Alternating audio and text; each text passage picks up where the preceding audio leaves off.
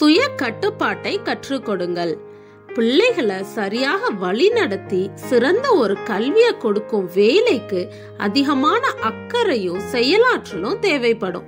மனிதனின் எல்லா வேலைகளை காட்டிலும் இதை செய்வதற்கே அதிகமான செயல்திறனும் கவனமும் தேவை. நமது வாழ்க்கையின் ஆரம்ப வருடங்கள்ல நம்மை சுற்றி இருப்பவை மிகப்பெரிய தாக்கத்தை ஏற்படுத்தி இருக்கும். பிற்காலங்கள்ல அது அந்த அளவுக்கு இருக்காது. மனிதன் 3 அடிப்படை கூறுகளை உள்ளடக்கியவனாக இருக்கிறான். அதனால அவனுடைய பயிற்சி சரீர ரீதியாகவும் மன ரீதியாகவும் ஒழுக்க ரீதியாகவும் சரியான வளர்ச்சியை உடையதாகவும் இருக்கணும். இந்த வேலையை சரியாக செய்ய பெற்றோர்கள் முதல்ல பிள்ளை நடக்க வேண்டிய வழியை புரிந்து கொள்ளணும். இது வெறும் புத்தகங்கள்ல இருந்தும் கல்வி ஸ்தாபனங்கள்ல இருந்தும் வரும் அறிவு இல்ல. சுய கட்டுப்பாட்டையும் அன்பையும் தெய்வீகத்தையும் கற்றுக் கொடுத்து நமக்கும் மற்றவர்களுக்கும் தேவனுக்கும் நம்ம செய்ய வேண்டிய கடமைகளை புரிந்து கொள்வதே கல்வியாகும். மிருகங்களை பயிற்றுவிக்க பின்பற்றப்படும் கோட்பாடுகள் பிள்ளைகளை பயிற்றுவிக்க பயன்படுத்தப்படக்கூடாது. இரண்டுக்கும் அடிப்படை தத்துவமே வெவ்வேறாக இருக்குது. மிருகமானது எஜமானுக்கு அடிபணிந்தாலே போதுமானது.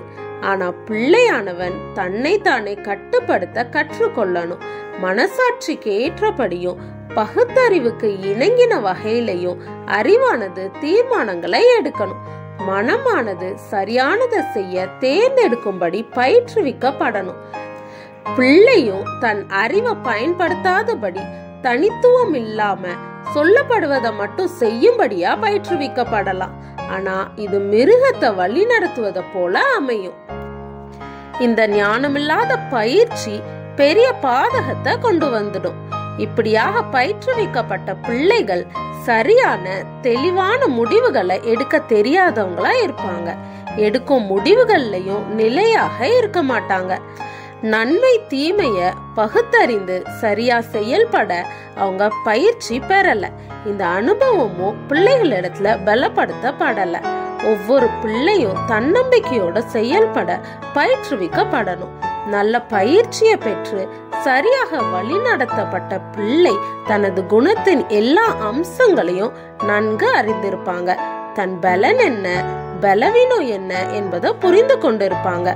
ஒரு ஞானமான ஆசிரியர் அல்லது பெற்றோர் பிள்ளையின் பலவீனங்களை கண்டறிந்து அவற்றை சரியான விதத்துல பலப்படுத்த அதிகமான கவனத்தை செலுத்துவாங்க.